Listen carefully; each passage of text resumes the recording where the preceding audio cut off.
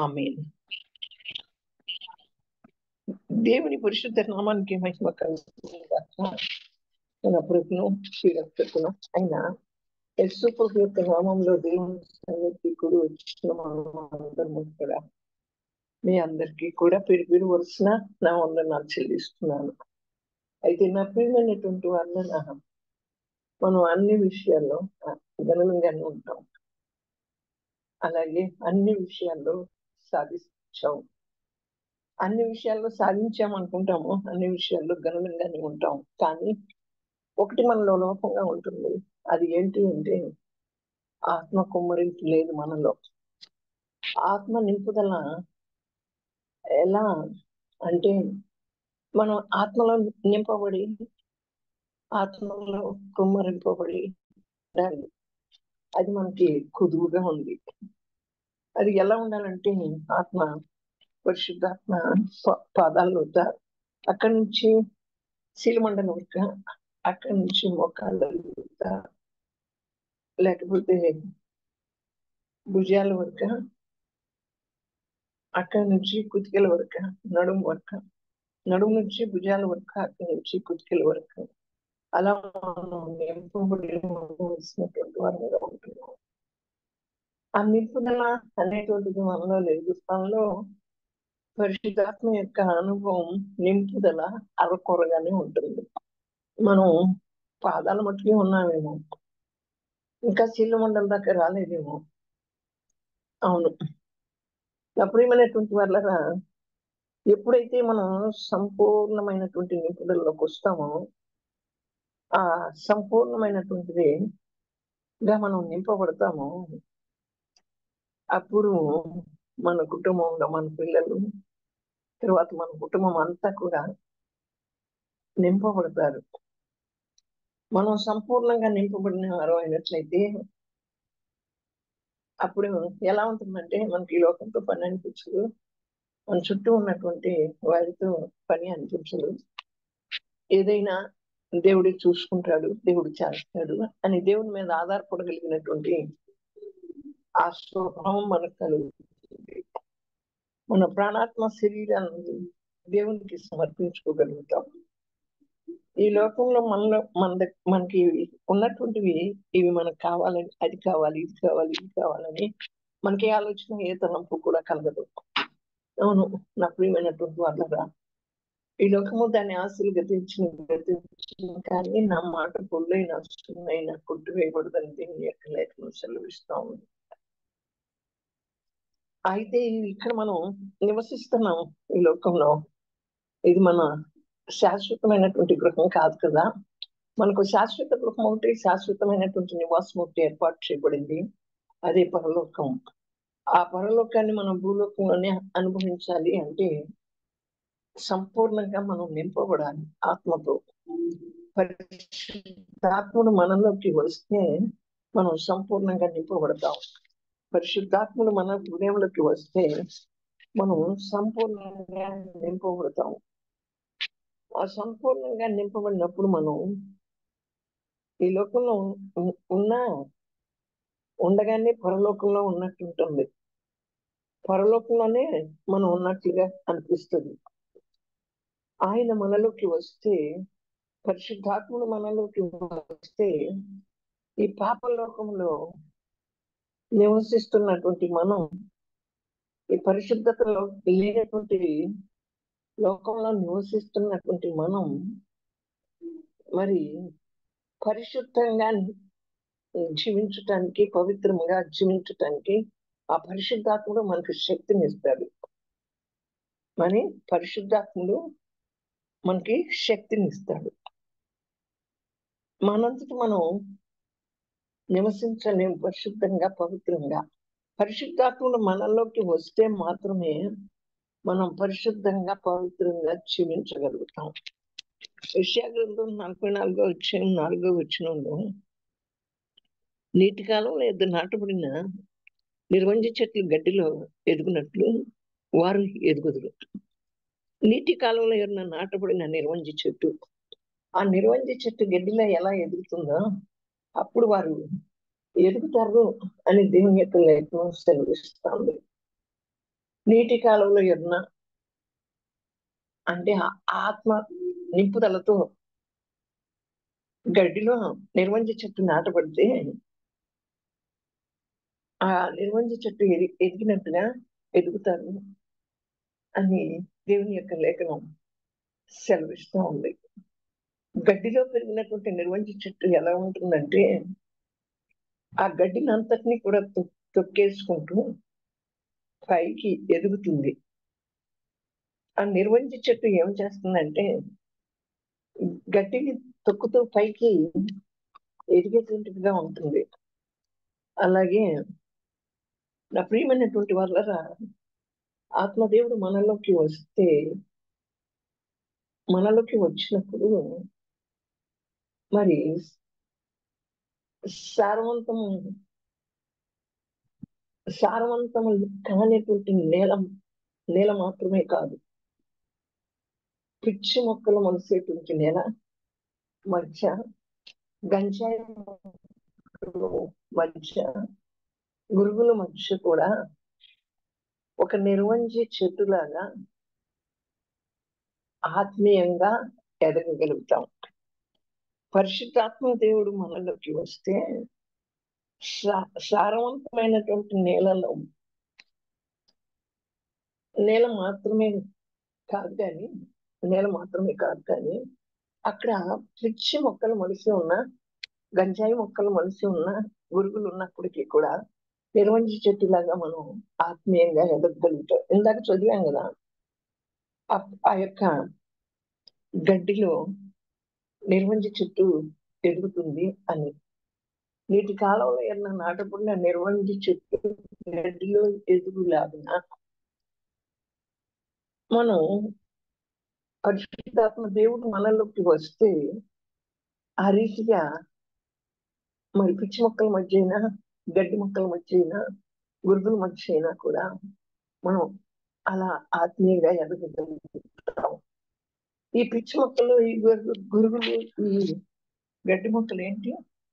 ఈ లోకంలో ఉన్న చెత్త చెదారం, ఈ లోకంలో ఉన్నటువంటి ఈ లోక మాలిన్యాలు, ఈ లోకంలో ఉన్నటువంటి అపవిత్రత, అపరిశుద్ధత, వీటి మధ్యలో కూడా పరిశుద్ధాత్మ దేవుడు మనలోకి వస్తే మనం పవిత్రంగా, పరిశుద్ధంగా బతకగలుగుతాం. అయితే నా ప్రియమైన వాళ్ళరా, ఈ పాడైపోయిన లోకంలో మనం ఎదగాలంటే తప్పనిసరిగా పరిశుద్ధాత్మ దేవుడు మనలోకి రావాలి. పరిశుద్ధాత్మ దేవుడు మనలో ఉంటే పవిత్రమైనటువంటి లోకంలో పవిత్రంగా బ్రతకగలుగుతాం. అంతేకాకుండా పరిశుద్ధాత్మ దేవుని కొరకు మనం తహతహలాడాలి. పరిశుద్ధాత్ముడు మనలోకి రావాలని పరిశుద్ధాత్మ దేవుని కొరకు మనం తహతహలాడాలి. అప్పుడే ఈ లోక మాలిన్యం ఏంటి అంటారు. ఈ లోక మాలిన్యంలో జీవిస్తున్నా, ఈ లోకంలో భ్రష్టత్వంలో జీవిస్తున్నా, భ్రష్టత్వం కలిగిన ఈ లోకంలో జీవిస్తున్నా, అపరిశుద్ధత, అపవిత్రత కలిగి ఉన్న ఈ లోకంలో మనం జీవిస్తున్నా, పరిశుద్ధాత్మ దేవుడు మనలోకి వస్తే మనం పవిత్రంగా బ్రతుకుతాం. మన చుట్టూ ఎన్ని విపత్కరమైన పరిస్థితులున్నా, అసహ్యమైన పరిస్థితులున్నా, అపరిశుద్ధమైన పరిస్థితులున్నా, అపవిత్రమైనటువంటి ప్రజలు ఉన్నప్పటికీ కూడా వారి మధ్యలో పరిశుద్ధాత్మ దేవుడు మనలోకి వచ్చినప్పుడు మనం పరిశుద్ధతగా, పవిత్రతగా బ్రతకగలుగుతాం. ఆ పరిశుద్ధాత్మని పొందుకోవటానికి మనలోకి రావటానికి తహతహలాడాలి. ప్రతికూల పరిస్థితిలో కూడా నిర్వంజ చెట్టులాగా బ్రతకాలంటే పరిశుద్ధాత్మ మనలోకి రావాలి. ప్రతికూల పరిస్థితుల్లో కూడా చాలా ప్రతికూల పరిస్థితుల్లో ఏర్పడుతూ ఉంటాయి. ఎలా అంటే నా ప్రియమైన వాళ్ళరా, ప్రతికూలమైన వాతావరణం అని చెప్తా ఉంటాం. నాకు ప్రతికూలమైనటువంటి మనుషులు ఎదురవుతున్నారంటాం, ప్రతికూలమైనటువంటి పరిస్థితులు ఎదురవుతున్నాయి అంటాం. ఆ పరిస్థితుల్లో కూడా మనం పరిశుద్ధంగా బ్రతకాలంటే నిర్వంజ చెట్టులాగా బ్రతకాలి, నిర్వంజ చెట్టులాగా ఎదగాలి. పరిశుద్ధాత్మలు మనలోకి వస్తే, మన హృదయంలోకి వస్తే మనకి బలాన్ని, శక్తిని, తన యొక్క ప్రభావాన్ని మనకి ఇస్తాడు. నా ప్రియమైనటువంటి వాళ్ళ, ఎప్పుడైతే ఆ పరిశుద్ధాత్మలు మనలోకి వస్తాడో, ఆ శక్తి ప్రభావం మనలోకి వస్తుందో, మనం చాలా బలమైనటువంటి వరంగా, శక్తి కలిగినటువంటి వరంగా మనం బ్రతుకుతాం. బలమైనటువంటి వరంగా, శక్తి కలిగినటువంటి వరంగా, అంటే ప్రతికూల పరిస్థితుల్లో జీవిస్తున్నప్పటికీ కూడా వెనక్కి తిరిగి చూడకుండా పరిశుద్ధాత్మడు మనలో ఉంటే చాలా పరిస్థితుల వైపు చూడక చాలా శక్తివంతంగా, ఆయన రాకుండా ఆయన ఎదుర్కోవాలంటే మనం శక్తివంతం అవినట్లుగా మరి ప్రార్థించాలి, సర్వాంగ కవచాన్ని ధరించుకోవాలి. మనం శక్తివంతం అవినట్లు ఎట్లా పరిశుద్ధాత్మను పొందుకుంటే మనం శక్తివంతం అవుతాం. అవును నా ప్రియమైన వాళ్ళ, సర్వాంగ కవచాన్ని ధరించుకోమంటుంది దేవుని యొక్క వాక్యం. ఎఫెసీయులకు రాసిన పత్రిక 6వ అధ్యాయంలో చూస్తే ఆ సర్వాంగ కవచం ఏంటనేటువంటిది మనకు అర్థమవుతుంది. ఆ సర్వాంగ కవచాన్ని ధరించుకున్నప్పుడు మనం ఎదుర్కోగలుగుతాం, ప్రతికూల పరిస్థితులను ఎదుర్కోగలుగుతాం, మనం అనుభవిస్తున్నటువంటి వ్యాధిని ఎదుర్కోగలుగుతాం, జయించగలుగుతాం. అలాగే మనకు ఎదురవుతున్నటువంటి ప్రతి సమస్య, ప్రతి శోధన కూడా ఎదుర్కోగలుగుతాం. ఈ లోకంలో ఎటు చూసినా కూడా ఎలా ఉందంటే విపత్కర పరిస్థితులే కనపడుతున్నాయి. ఆ విపత్కర పరిస్థితుల్లో మనం ఆ పరిశుద్ధాత్మను మనలోకి వచ్చినప్పుడు విపత్కర పరిస్థితులను ఎదుర్కోగలిగిన శక్తి చేత, బలం చేత మనల్ని నింపుతాడు. మనం భయపడము, బెంబేలెట్టుకోము, కంగారు పడిపోము నా ప్రియమైనటువంటి వాళ్ళ. అయితే ఇక్కడ మనం యెషయా గ్రంథం 11వ అధ్యాయము 2వ వచనంలో చూస్తే, యెహోవా ఆత్మ జ్ఞాన వివేకములకు ఆధారముగా ఆత్మ, ఆలోచన బలములకు ఆధారముగా ఆత్మ, తెలివిని యెహోవా యందు భయభక్తులను పుట్టించు ఆత్మ. ఆ పరిశుద్ధాత్మ, యెహోవా ఆత్మ ఎలాంటిది అంటే జ్ఞాన వివేకములకు ఆధారముగా ఆత్మ.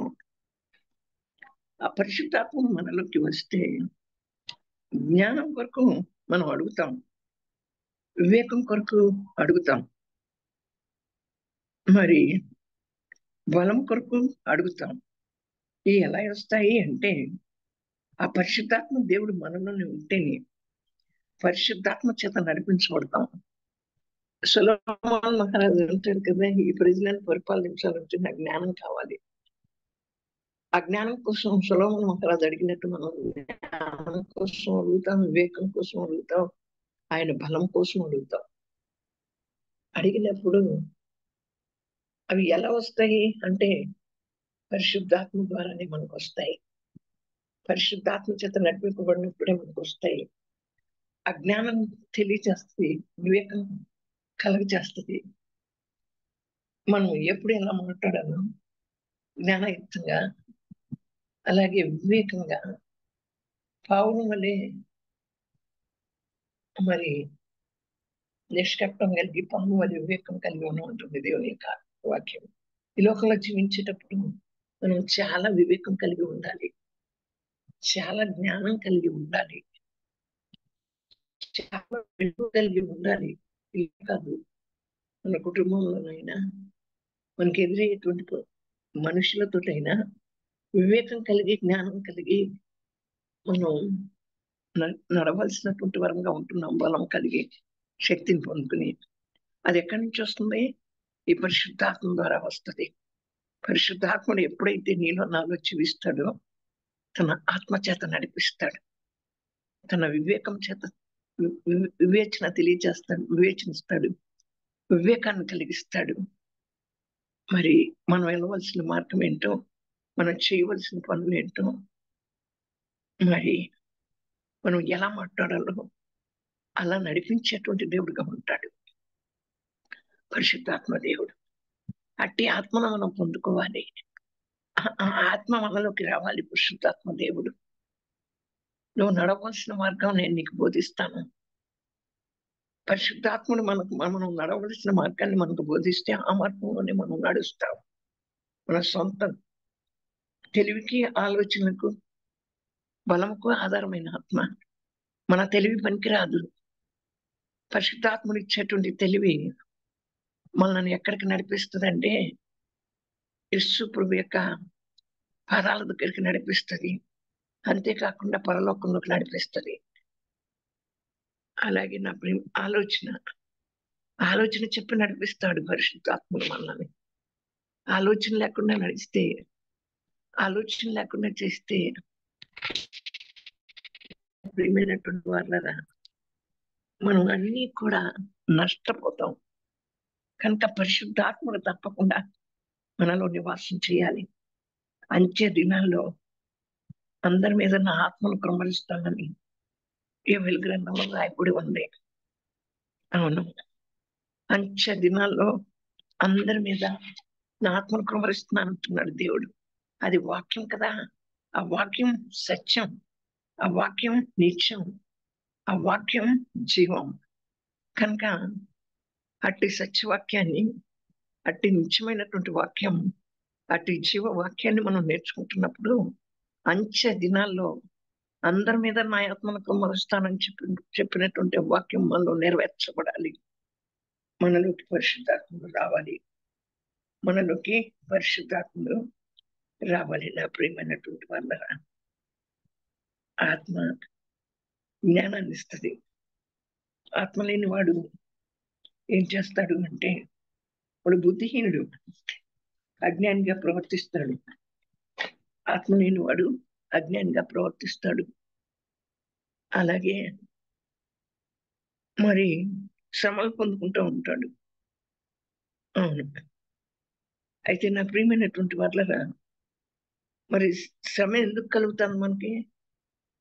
వివేచన లేక, ఆలోచన లేక. అయితే మనం ఎలా జీవించాలో నేర్పుతాడు. మనం తప్పిపోకుండా, పాడైపోకుండా ఈ లోకంలో మనం జీవించాలంటే జ్ఞాన వివేకం కలిగిన ఆత్మ మనకు కావాలి.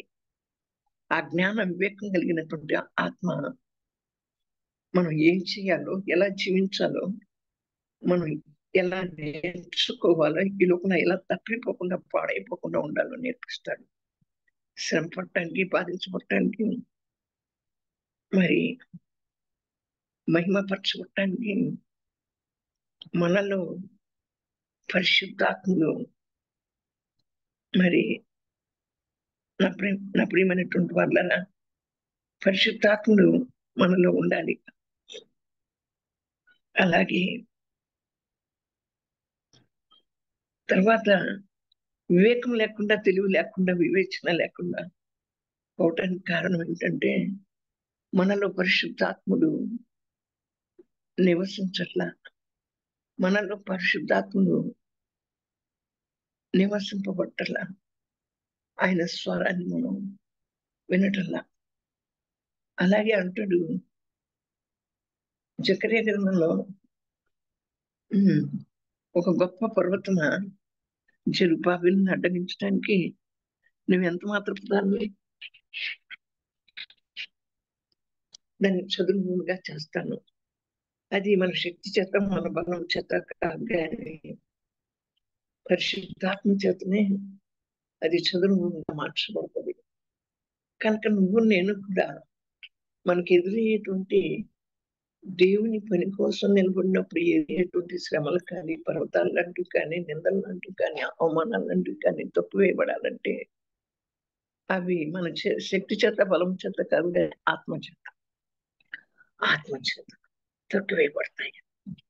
కనుక నా ప్రియమైనటువంటి వాళ్ళ పరిశుద్ధాత్ముడు మనలో నివాసం చేయాలి.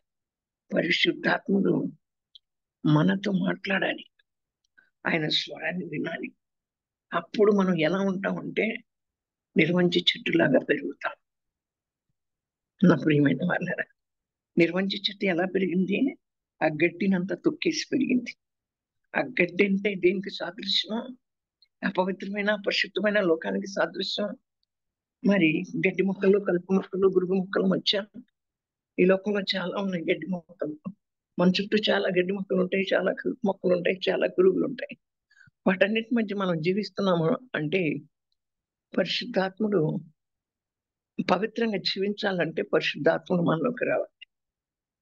అట్టి రీతిగా మనల్ని కోరుకుంటూ దేవుడు తన ఆత్మ ద్వారా నడిపింపబడాలని, ఆత్మ ద్వారా మనం వివేచన కలిగి, బలం కలిగి, జ్ఞానం కలిగి, తెలివి కలిగి నడవాలని, అజ్ఞానాన్ని అడుగుతున్నాం, బలాన్ని అడుగుతున్నాం, వివేచన అడుగుతున్నాం, శక్తిని అడుగుతున్నాం.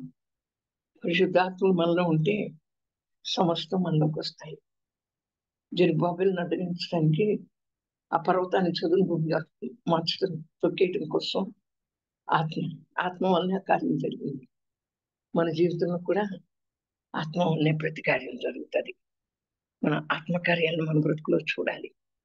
కనుక నా ప్రియమైనటువంటి వాళ్ళరా, దేవుడు ఈ రీతిగా నీతో నాతో మాట్లాడినందుకు దేవునికి ఏమి క్షీణం తీసుకోలేము, కానీ రక్షణ పాత్రను చేతికి కృతజ్ఞతాస్తుతులు చెల్లించుతూ దేవునికి విధేయులమై ఉన్నాం. దేవుడి వాక్యాన్ని మనందరి దీవించి ఆశీర్వదించుకున్నాడు. ఆమేన్.